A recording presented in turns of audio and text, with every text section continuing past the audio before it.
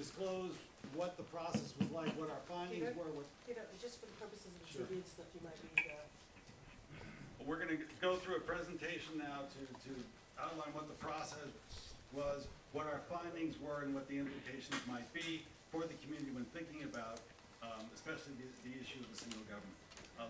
Leading the presentation will be my colleague Tim Wiedemann, and I guess I didn't officially introduce myself. I'm Peter Fairweather with Fairweather Consulting, and for those of you that have that question, yes, I am related to the electrician. That's got to sort of come with the territory. But anyway, we're going to walk through, as Susan pointed out earlier, walk through the presentation, and there'll be time for questions.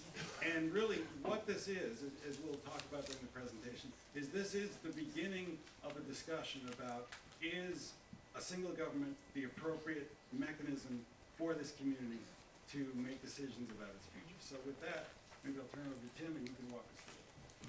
Great, thank you, Peter. So I've kind of I drew the short straw, so I'll walk through the meaty parts here, and then Peter, actually, probably you draw the short straw, because when we come to the question and answer and taking notes, I think you've got the grunt of the work there. But so, you know, the purpose here is to be able to listen to questions and listen to feedback and comments. So we have a lot to get through, but I'm going to try to go through it fairly quickly. If I'm going too quickly, please slow me down. Anyone, if you have a question on something that's up on the slide here, or can't see something or can't hear something, let me know. But we'll move through the process and the study findings and then the next steps fairly quickly here.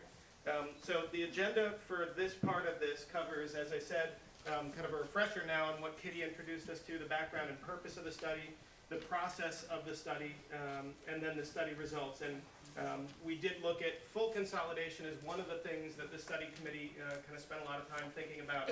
But the other part of the study looked at shared services. So we'll talk a little bit about what each of those entails, and then the findings of the study in regards to those two topics.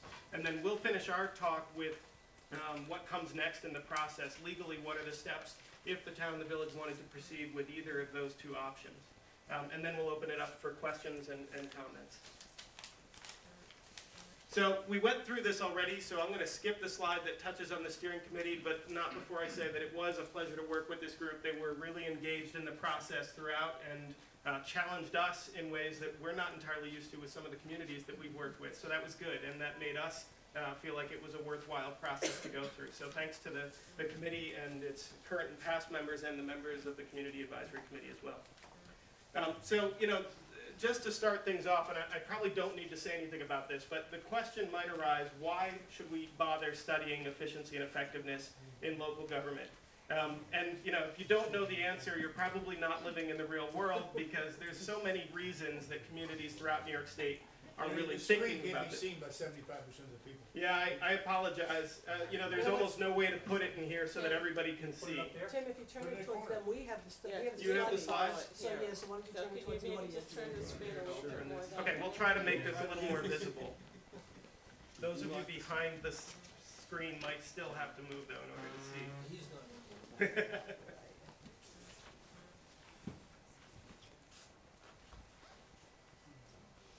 That's perfect, Brett.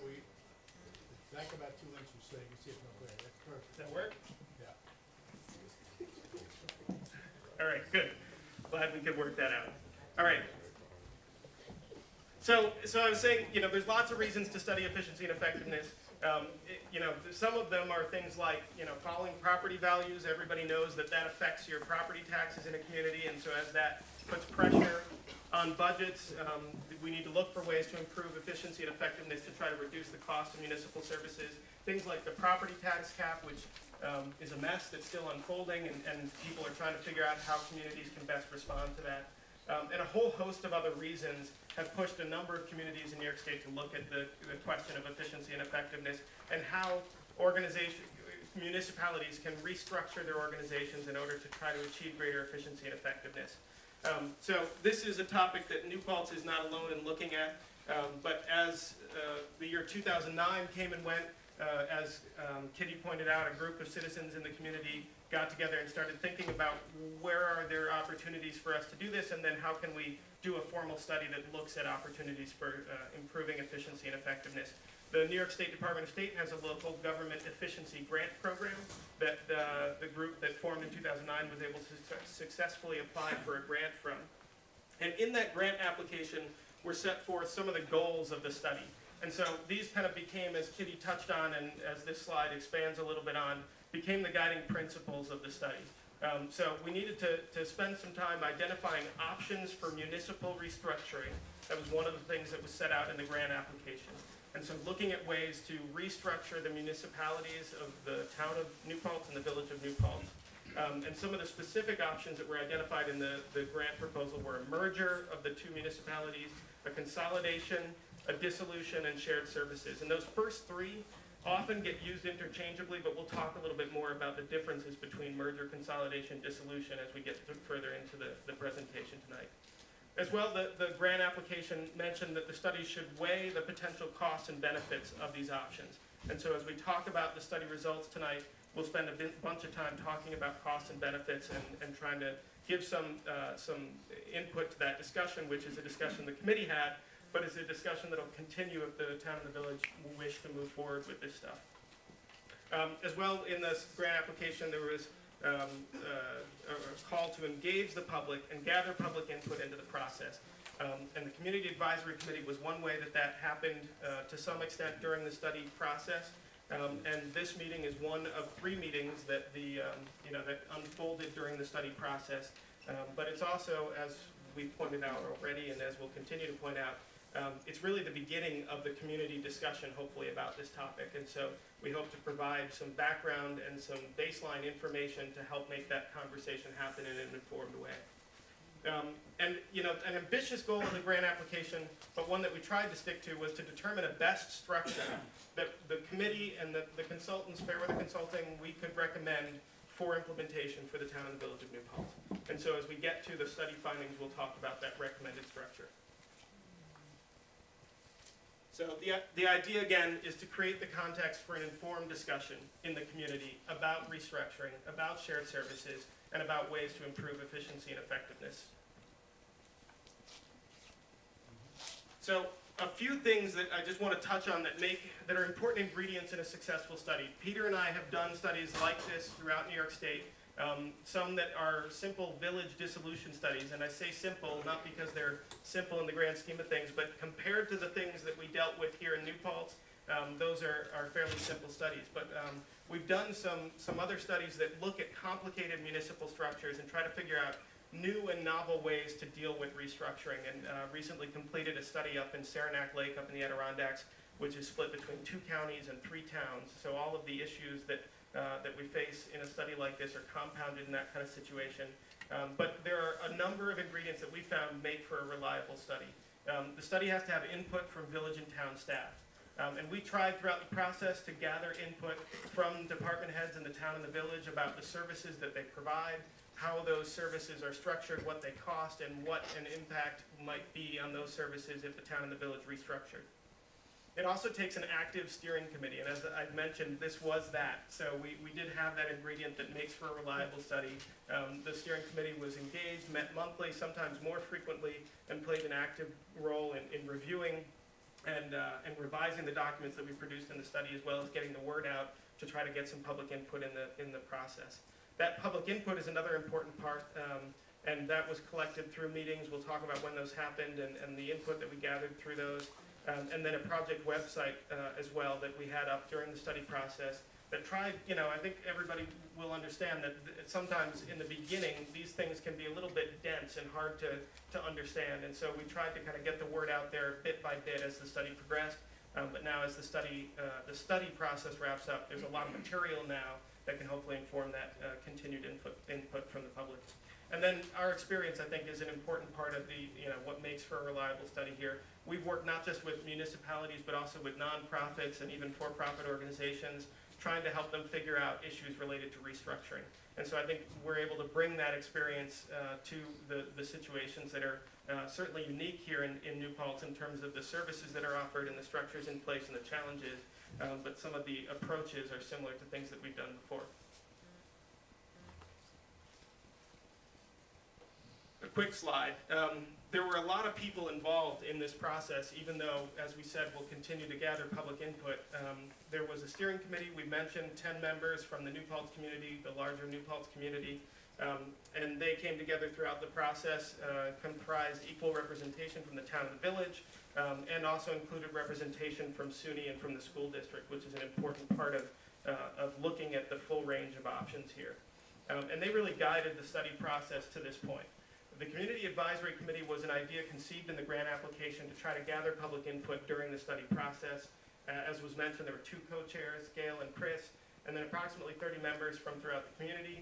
They helped throughout the process, maybe not in exactly the way they envisioned at the beginning, but in a way that I think was beneficial as we kind of started the process, to get the word out about the study, that it's happening, provide some opportunities for some initial public input. And I think they'll continue to have importance as the study moves forward from here, if the town and the village choose to move forward with it, as there's more role for public input in the process. And then the town itself and the village and SUNY and the school district all provided data that helped make the study possible, answered questions, met with us to discuss opportunities and challenges. And in the end, they'll make the final decisions before putting this to a vote, if that's the course that they choose to take, on how to proceed with the study recommendations. And then throughout that process, Fairweather Consulting was there to advise the steering committee, do the research, analyze the data, and then develop study recommendations. The study process, it was a long one in the making. I think the initial timeline was about 12 months, which we extended to 18, and now it's at about 19 or 20. We're kind of at the tail end of even that. And that's understandable. We found that that happens fairly frequently in this process, and we like to represent it with a loop-de-loop in the study process, because what we found is that we start out by looking at what are the alternatives for restructuring, and then analyzing how the municipalities work, and looking at what services are provided, and then we get into this messy process of going back and forth with the steering committee, trying to make sense of all of this, and trying to figure out what the options are, and evaluate those options, and provide the feedback that the committee needs in order to feel confident and comfortable moving ahead to what we call a best option and making recommendations. And throughout that process, as I mentioned, there were 3 opportunities for public questions, public input, public engagement. One at the very beginning, where we had a public kickoff meeting to explain the study process and gather people's hopes and concerns. And then we had a second public input session once the committee had started to settle in on some recommendations, to start to vet those with residents. And we got some input on our preliminary findings and got some questions at that point. And then we are having this public meeting to review the study findings and recommendations. So a second here to kind of dive deep into the heart of the study. And as Peter and I have done these studies in communities throughout the state, we found that the real heart of it rests in what are the services that the 2 municipalities provide. And in this case, not just the 2 municipalities, but as well SUNY and the school district. And that seems like a really simple question, but it ends up consuming a lot of the time and effort of the study, because it's not as simple as it seems on the front, and yet it's so critical to being able to determine what the impact of restructuring would be, whether it's full consolidation, and how services would continue to be provided in a consolidated municipality, or obviously if it's shared services, where are the opportunities, the overlaps that would allow for effective and efficient shared services. So we developed early in the study a service inventory that describes the services that each municipality provides. Gives the name of the service, it talks about the expenditures or appropriations for that service, revenues that are associated with that service, personnel, assets, debts, liabilities, all sorts of stuff tied to each service. And that becomes the basis for deciding what are redundant services in a consolidated structure. Are there services that both municipalities provide, that if the 2 municipalities consolidated, one would be redundant? And then another kind of similar topic, but one that's important to make a distinction, are complementary services. So this is where the village and the town, or SUNY and the village, or the school district do similar things, but they serve different geographic areas or different users of the services. And so we spent a lot of time with the committee looking at this and trying to figure out which are the services that are redundant and which are duplicate. And so once we had a handle on that, we worked with the steering committee to review them and then identify how they would be affected by restructuring. And that's kind of the heart of the study, as I mentioned. Would the services be consolidated with another service? Would they be eliminated? Would they remain unchanged if the town and the village restructured? And then finally, this is the basis then for the rest of the study effort. So as we talked about at the beginning here, the grant application and the goals of the steering committee were to look at costs and benefits of restructuring. And that is enabled by the service inventory. It's what lets us put together model budgets and say, here's what might happen if the town and the village did consolidate, or if the town and the village shared this service. And so that's the basis for the study. Now, it's important to maybe caveat, I think even the committee in their discussions at some point, it was difficult to kind of get a handle on what a study like this really can and can't answer. And so, I think it's worth putting this out there for you all too, that there are some questions that a study like this is really focused on answering. And those are, generally speaking, can restructuring work operationally? That's one of the first questions. Is there a way to make it work operationally? And so if services are consolidated, are we likely to see some shorter long-term savings, or is it likely to have no impact on efficiency and effectiveness? And then, if we're able to consolidate services, would it affect the level or quality of service that some residents are used to? So we need to look at that as kind of a first step in the process. And then once we determine an option that can work operationally, we start looking at the dollars and cents of it. So once it works operationally, how would it affect taxpayers in the town and the village? How would it affect, for instance, sewer or water rates and other dollars and cents questions that residents might have? And then finally, once we've been able to answer those questions, there's still a whole host of other questions and challenges that still remain, but they provide the basis for us to have a discussion about those other challenges. And so, the question that remains is, what are the challenges that have to be met if the community wants to pursue restructuring? And the committee has spent a lot of time thinking about that and trying to answer that question. But I think that's the question that needs to be a part of the public discussion going forward.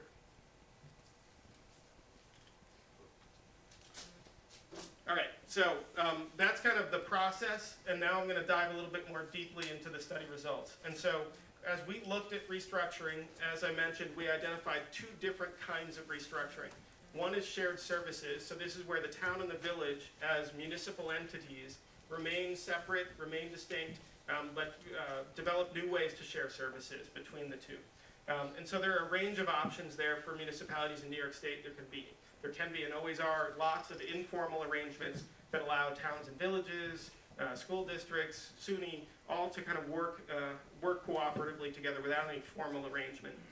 Then there are what are called intermunicipal agreements. In New York State, towns and villages and other municipalities, including school districts, can enter into these IMAs to share services, to provide services for one another. One step kind of more formal than that is what we call a service consolidation or outsourcing. And so this is where one municipality stops providing a service and another municipality picks up that service for the dissolving municipality. So an example here, just kind of locally, is up in Saugerties, there was a consolidation of the town and the village police department. The village dissolved its police force and consolidated that service into the town. So that's an example there of a service level consolidation. Similarly, functional consolidation, but those tend to be a little bit more broad, looking at a whole range of functions, say a DPW or something broader like that. So that's shared services, and we're going to talk a little bit about our findings on shared services. We've tried to make this a little simpler by color coding, so for those of you that can see the screen, green, we'll have a green heading when we talk about the shared services findings, and then when we talk about the full consolidation findings, we'll have an orange heading. And in full consolidation, the options are, you'll notice, pretty limited. And that might surprise some folks, and I think as the committee got started, that maybe was a little bit of a sticking point, that it's nice to think that there are tons and tons and tons of undiscovered options when it comes to restructuring municipalities in New York State. But in fact, New York State law is pretty clear about what options are available. And so in the case of a town and a village, as we look at full consolidation, there are really only a handful of options. And so with the study committee, we looked at the following options: the creation of a city in New York State. Cities are single consolidated entities without an underlying town, so that's different than a village-town situation, a city. Village dissolution, which would leave just the town, so no village entity, and the town would take care of all services, would be the sole local government. And then finally, a weird animal, weird creature in New York State law called a coterminous town village. And I'll talk in a minute about what that one is because it's foreign to most people, so we'll talk about that in a moment. But the study process looked at both of these in two separate documents. We had a shared services study and a full consolidation study. So we gave attention to each of these options, and then in the final report, we summarized the results of both of those studies. So on shared services, we identified a couple of major areas that provide opportunities for enhancing shared services. In the town and the village of New Paltz, and as well with SUNY and the school district, there is already a lot of shared services going on, and maybe more so than in other communities, New Paltz deserves credit for finding these opportunities and then taking steps to make them work for the community. So there's a lot of this going on. As we went through our service inventory and talked about what are the services that the village provides, what are the services that the town provides, in a lot of communities we'll come across things where there's lots of duplication. So, and for instance, a separate property assessor for the town and a separate property assessor for the village, or a separate police department for the town and for the village. But obviously in New Paltz, a lot of that has already been consolidated. So there is a lot of shared services, a lot of functional consolidation already in New Paltz. What we identified are really two areas of focus that should be given some attention as we look for ways to consolidate further within the services that are provided by the town and the village. And the first of those is the consolidation of the town and village public works related services. The village has a public works department, the town has a highway department, and then separate buildings and grounds and sewer and water. And our recommendation was the town and the village both provide public works services, including snow removal, buildings and grounds, sewer, water, highway, streets maintenance, as a consolidated department. And we found that there could be increased efficiency and effectiveness if there was a consolidation of those services, and that functional consolidation could be implemented through an intermunicipal agreement or by transferring the function of those services from one municipality to the other. And so we go into more detail about the recommended structures here, but that's kind of the high-level overview of the recommendation for shared services when it comes to consolidation of town and village public works services.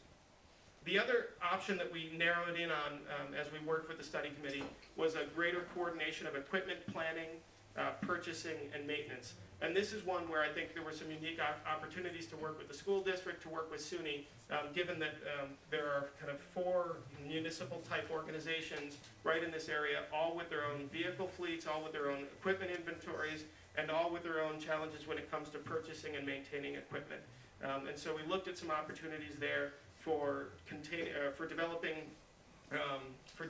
some detailed equipment inventories, which are not always on hand for every department, and that's something that can help in the planning and purchasing of equipment. And then found that there could be greater coordination that would help to allow the sharing of maintenance and purchasing and planning efforts through the town, the village, SUNY, and the school district. And so these are the 2 areas that we focused on in this part of the study. There are likely other opportunities, but as we went through the services that the town and the village provide, we found that these are really the big bang for the buck. So if we're going to go through an effort to consolidate services, these look like the 2 that would be most promising, both from a standpoint of potential reductions in cost and from the standpoint of providing kind of a model for other services to be consolidated in the future between the town and the village. So that's all I'll say right here about the shared services, and then we'll spend a little time talking about the full consolidation study. So I mentioned that there were several options when it comes to, but a limited set of options when it comes to ways to consolidate municipalities in New York State. The first that the committee looked at was the dissolution of the village of New Paltz. So this is a process that New Paltz is not new to. There have been previous dissolution studies and dissolution attempts.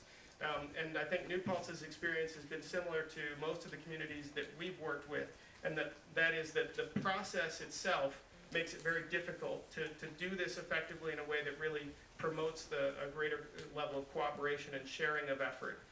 The process in New York State tends to make it difficult for the town and the village to cooperate through a dissolution. The final decision, and the reason is that the final decision rests solely with village voters, which in some ways makes a lot of sense since it's their village. But it does prevent there from being much in the way of discussion between the village and the town about the impacts that a village dissolution can have on residents of the town outside of the village. And as well, what we found ourselves and what you'll see in most of the studies out there on village dissolution is that typically village dissolution results in a significant shift of the tax burden away from village residents and onto the shoulders of town outside of village residents. And that's a particularly difficult issue to deal with when it's a decision made entirely by village voters. And so the process has been flawed in New York State, and so it tends to be one that is a one-sided discussion. And as we work with the committee, the conclusion was that this is not a process that is helpful or beneficial in New Paltz, that we want a process that involves a dialogue and a discussion between both the town and the village. So the next option that the committee looked at was the creation of a city. And there are other communities, namely one that we've worked with up in Saranac Lake, that have put this forward as an option that is potentially the best option for their community. And so as we kind of started the discussion, I think we were in a unique position of having recently looked at this option to understand all the ins and outs of how a city is created in New York State. And it turns out that it's a real messy process too. It requires, first of all, an act of the New York State Legislature. No one other than the New York State Legislature can incorporate a city or charter a city in New York State. So that's the first kind of messy part of this, but that's not the end. It carries significant political baggage because it has impacts on the surrounding towns and the county because of its effect on sales tax revenue sharing. In New York State, cities can preempt sales tax, which causes all sorts of headaches at the county level and can potentially also impact the surrounding towns in the county. So there's a lot of mess around that, and it makes it a very difficult thing to move forward with in any community. And then finally, if that wasn't enough, it has the negative impact of requiring the new city to cover the maintenance costs of state highways within the city boundaries. Right now, in a town and a village, the state covers the cost of the maintenance for those state highways, but in a city, the city is responsible for that cost. So it adds a cost that is not currently one that the town and the village have to carry. So for those reasons, the city option doesn't seem like a good fit in New Paltz. So finally, you can kind of see where this is heading. But finally, we looked at the creation of a coterminous town village. And quickly here, and I'll talk a little bit more about this on a following slide, but this is a form of government that preserves both government entities. The town and the village both continue to exist, but they function as one. And so it allows for flexibility in terms of governance and how you deliver services, kind of a mix of the town and the village services and structures. And it also provides all the benefits, pretty much, of consolidation without most of the normal drawbacks. And I'll explain a little bit more what I mean by that later. The one drawback here, and one that the study committee continues to work on, I think, is the issue that the Department of State, and most importantly the Division of Budget in New York State, don't really see this option right now as a true consolidation. They kind of see that there are still two municipal entities, even though they're acting as one. And the reason that's important is because they hold the purse strings, and there are programs that would offer additional state aid to consolidated municipalities. But as of right now, this is not eligible for those programs. And so we'll talk, again, a little bit more about that as we go into the study findings.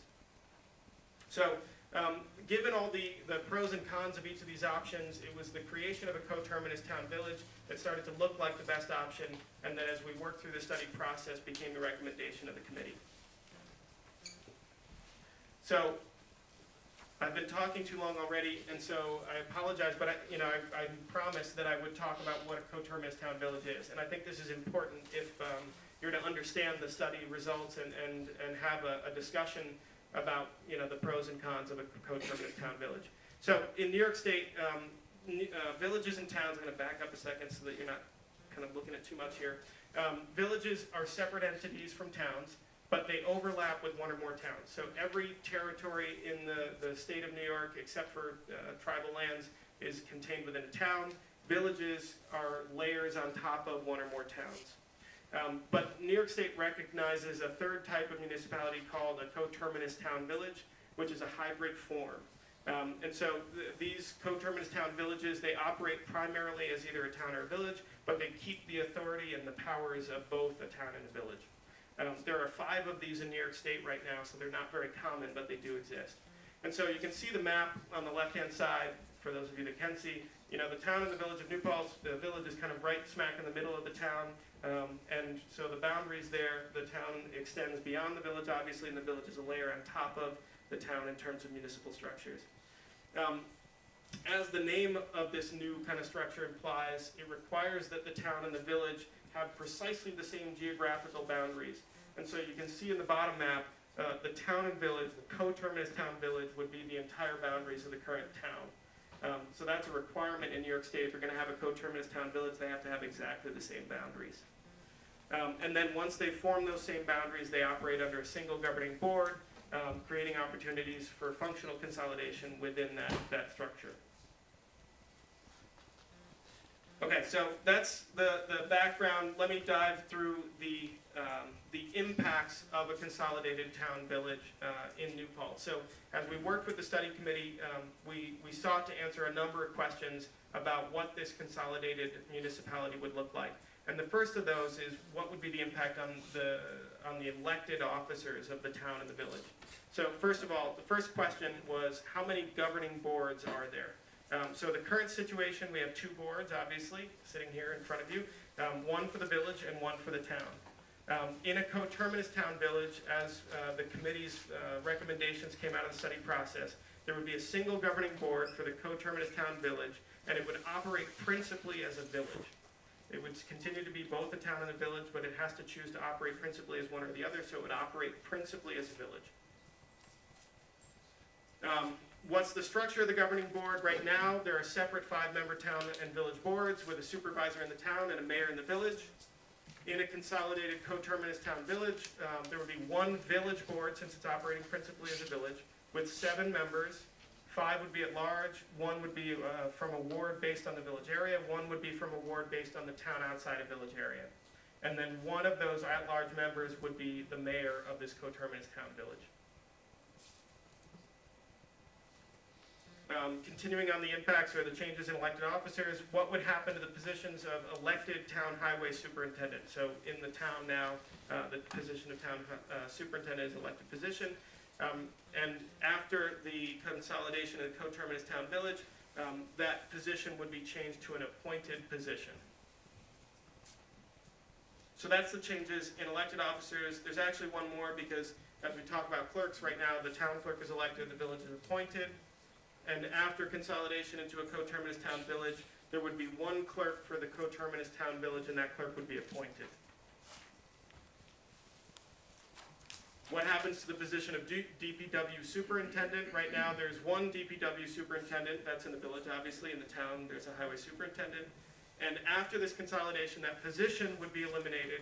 The department would be combined with highway, buildings, grounds, sewer, and water under that appointed highway superintendent. Who is responsible for financial management? Right now, there are 2 financial officers in the village. That's an appointed financial officer. In the town, it's the supervisor. After consolidation in a coterminous town-village, there'd be 1 financial officer, and that would be separate from the executive officer, the mayor, and it would be an appointed position.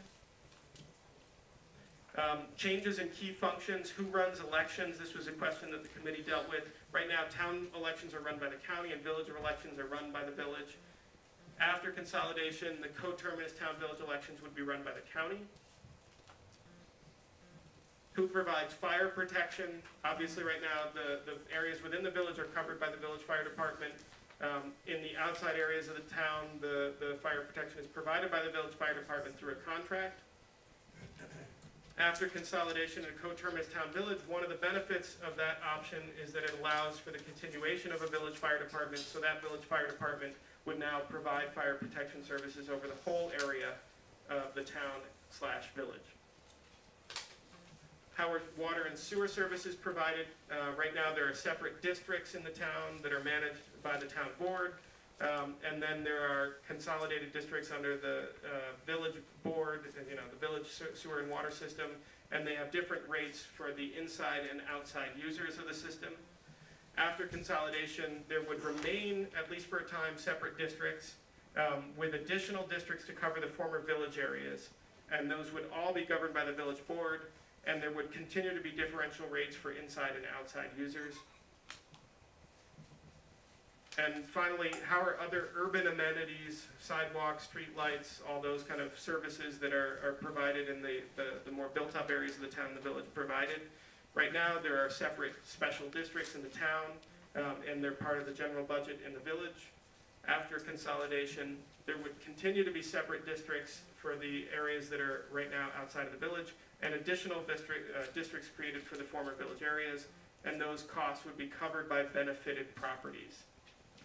So I know this is kind of deep in the weeds here, and there's a lot of questions probably, but we'll deal with those when we come to the question and answer period.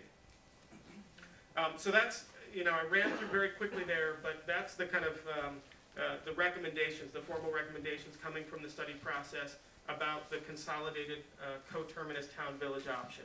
And so that's what it would look like. That's hopefully answers some of the questions, although probably not all the questions that you have about what that structure would look like, and we'll get to those questions in a minute. Right, and Peter's pointing out that there is a summary up on the front here, and don't everybody run up at once, but we'll make sure that they get passed out, that provides a kind of explanation of all that I ran through so quickly there. So now to turn to the drawbacks, the costs and benefits, starting with the costs. The impact that a consolidation into a coterminous town village would have on services, employees, contracts and laws, assets and debts. These are the areas that in New York State law are required to be addressed in a consolidation plan if one is put forward.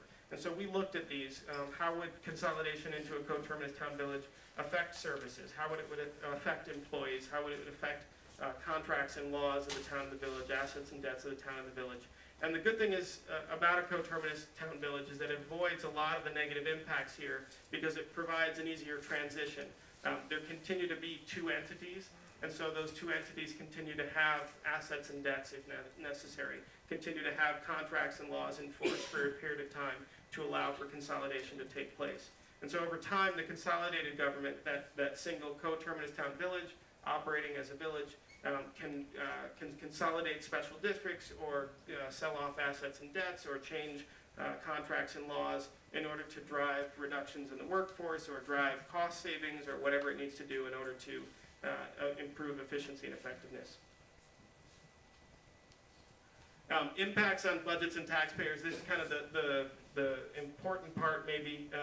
In the worst case, as Kitty alluded to at the beginning, we could see an increase of about 12% in town taxes for town outside of village residents.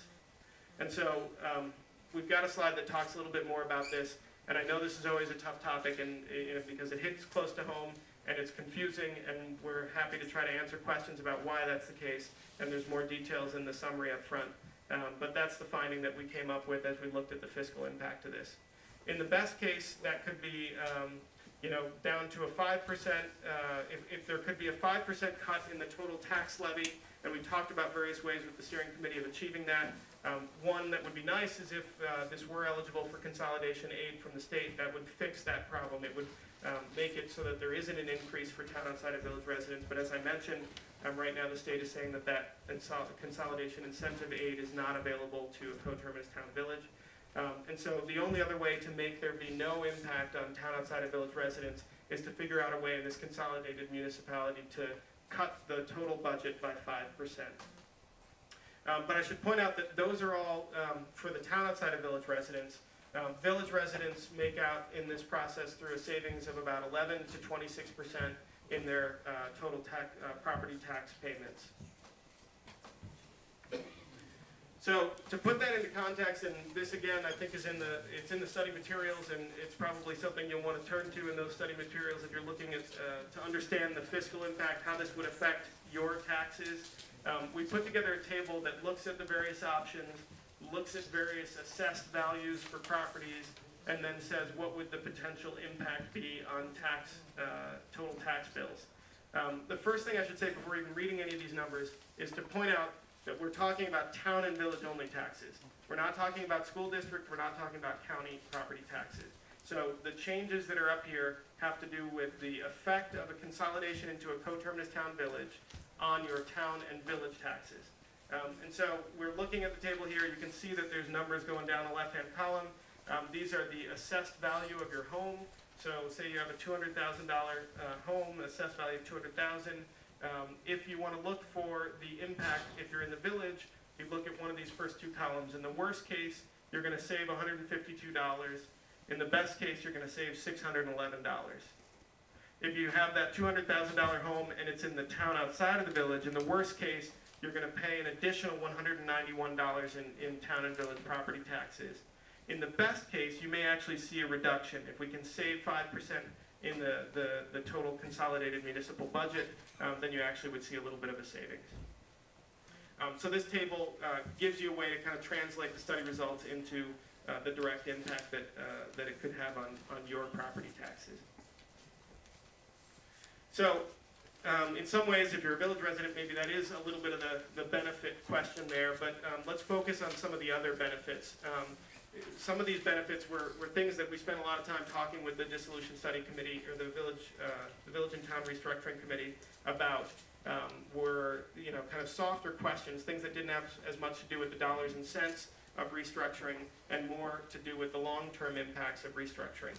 So the first one there, consolidation can reduce the long-term costs of government. We looked at research and found that smaller municipalities in particular with population under 20,000 are more likely to achieve long-term savings through consolidation. It can eliminate costs of interaction. If you've got a town and a village that have to interact together, there is a cost associated with that, and that cost goes away if there's a single governing body governing that municipality. Consolidation also can improve responsiveness, makes the local government more visible and accountable to the community, provides a single voice when lobbying Albany and Washington, and is less likely for local issues to fall between the cracks of, is it the village board's responsibility, is it the town board's responsibility? And provides an opportunity potentially to increase and introduce greater professional management of administrative functions in a larger single organization. It also can protect community character. I know in New Paltz, questions of planning and land use are important questions, and through a single municipal government, we can hopefully avoid sprawl, since we can plan for both urban and rural parts of the community as a single governing body. Manage environmental resources better by treating the community as a single ecosystem, which it obviously is in the real world. And then, hopefully also promote economic development more effectively, since there's only one level of local government that developers would need to deal with and to interact with.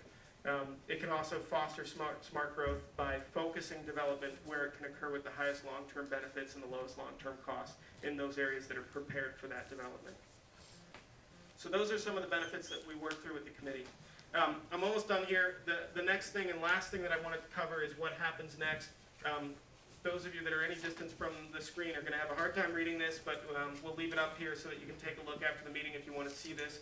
And those of you with the copies of the presentation can follow along. There's a number of steps, and we tried to outline those in a flow chart here. The first one is that the step that we're kind of going through right now, that the steering committee has completed its study and is providing its recommendations to the town and the village board. And this is kind of the formal forum for that conversation.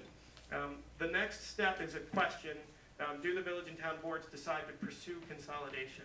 And so this is the point at which, and I think in a lot of communities it's a little confusing that when does the town and the village board get their say in this process, because there's been a committee that's been working on this for so long. This is that point, and the town and the village board need to make a decision as to whether they'd like to proceed with one or the other of the options that was looked at in this, or potentially an entirely different set of options if the situation dictates. But that decision needs to get made. If the town and the village board decide that they do want to pursue consolidation, then the boards, and this is again where the community advisory committee might play a role, would gather some additional input, finalize the design of a joint consolidation agreement. That's kind of a legal vehicle that would allow the town and the village to spell out what consolidation would look like. And then once they develop that final joint consolidation agreement, the town and the village board would decide whether or not they're going to adopt that joint consolidation agreement. If they do, then the town and the village board would hold some public hearings. Residents would then get to vote on whether or not to consolidate according to the plan laid out in the joint consolidation agreement.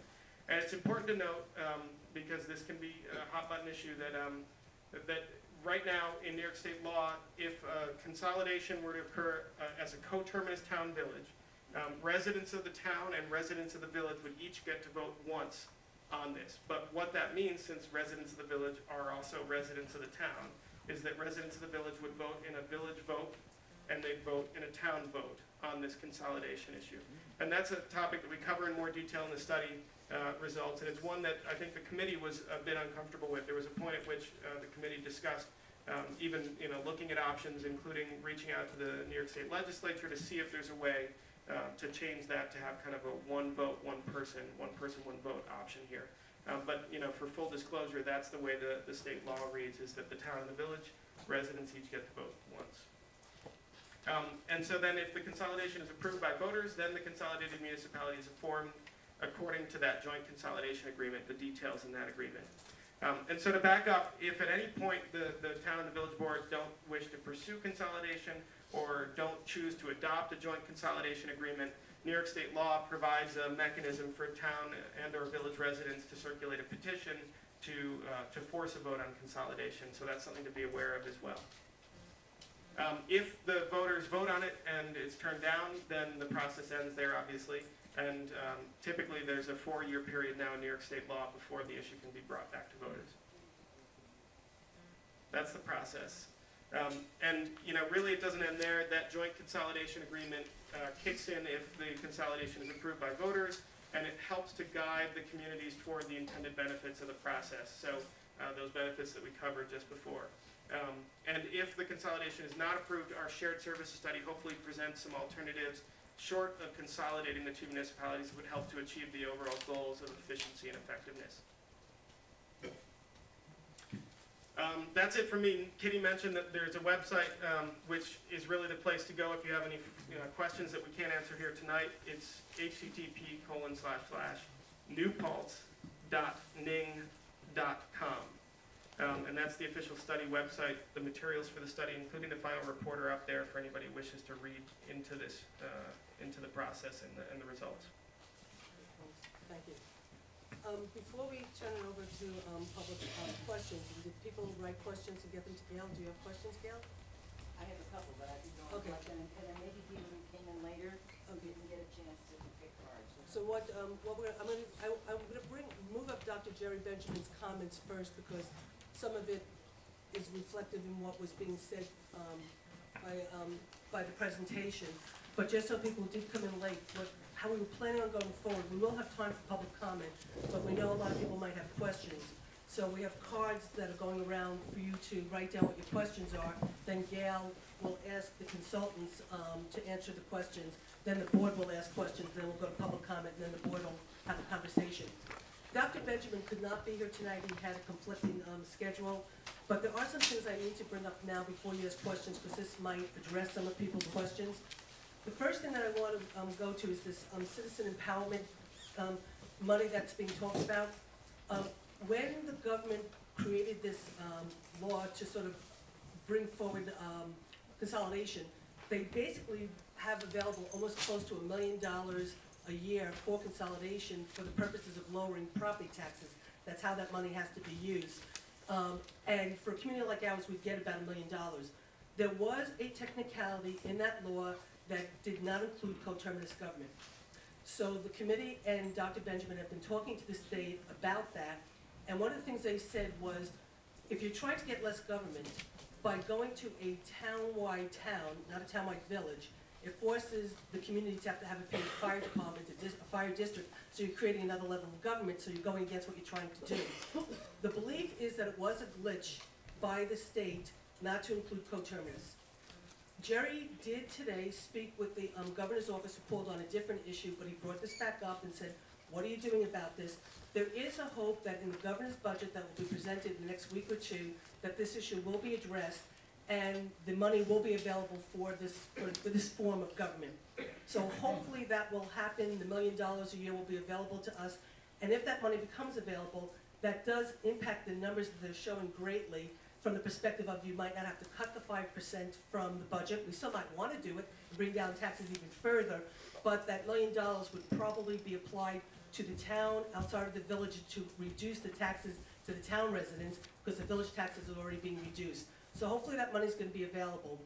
If, in case that money's not available, we do have a resolution we'll get to later that Jerry asked us to consider tonight that asks our state legislators, Kevin Cahill and John Bonasek, to bring forward a home rule asking for this to be put into this section of the law and for us to possibly pass it tonight, if not very shortly.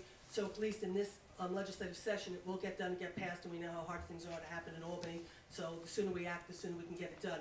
But the hope is it will get taken care of and that money will be there. So hopefully the impact to the town taxpayers will be handled that way.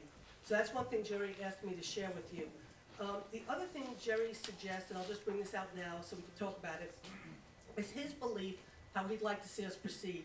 Like Kitty said, and they said, the committee is effectively done with its work, that we reconvene a new committee, take the work of what was presented by all of these people who spent the last 19 months, putting time into bringing forward a recommendation, that we accept this, you don't have to agree with it, but at least we accept the work that was done, and that we honor the committee by sort of at least creating a new committee to go see if this is really, really honestly feasible, because then we ultimately can decide whether to accept it down the road, and then we also have to put it up for a vote, and it's up to the community to decide what they really want, which is really the right way to go. It shouldn't be the 10 people up here deciding what the future should be. It should be us as a community. What he would like to suggest, and I think it's a great idea, and it puts a little bit of onus on all of us, Jerry feels that we should try to strive for the referendum this November. Now that's an awful lot of work for all of us sitting in this room, who's obviously cares about this issue, and the people on the board. But the reason why he said we should put on the referendum for this November is, first of all, this November is a presidential election. You get more people that come out to vote than any other time of the year. So if we're going to do something like this, let's get as many voters to have a say about where New Paltz's future is going to go, and we will get that during the presidential election, and hopefully this election will be just as feisty as the last one. On top of it, because it's a presidential election, it's an off-year election for the town and the village and the school, and all this. There's no issue for the local government. The only issue would be the referendum. So we, as a community, can focus on the referendum. We can educate ourselves to whether we like that idea or not. We could go out and vote, but we will be going out with a lot of people on election day. So Jerry is suggesting that that's what we look at doing. If we do that, you have to work backwards. It's about 45 days when we have to get the Board of Elections to understand, to tell the Board of Elections we want a referendum on the ballot, because then they have to basically do the work to get it on the ballot. So that brings us towards sort of like, what, the beginning of August or something, September. So we would pretty much, as a committee, a community, or whatever, sort of make some decisions very quickly how we're moving forward, constitute a new committee, roll up our sleeves and start to do the hard work of what this government would look like, try to go to the state and try to get some more concessions from the state, because my personal belief is the tax cap is basically intended, lock, stock, and barrel, to force consolidation. It's not property tax relief, and if anybody believes it is, the state government just fooled you. It's not property tax relief. It's to strangle local governments and school districts from having money to operate, so down the road, we're gonna be forced to consolidate. And so if they want us to consolidate, we should be basically going up there and saying, this is what we need as a community to make this work for us. So there's a lot of work for us to do in terms of going to the state, working together, putting this together. So those are Jerry's recommendations in terms of how he would like to see us move forward.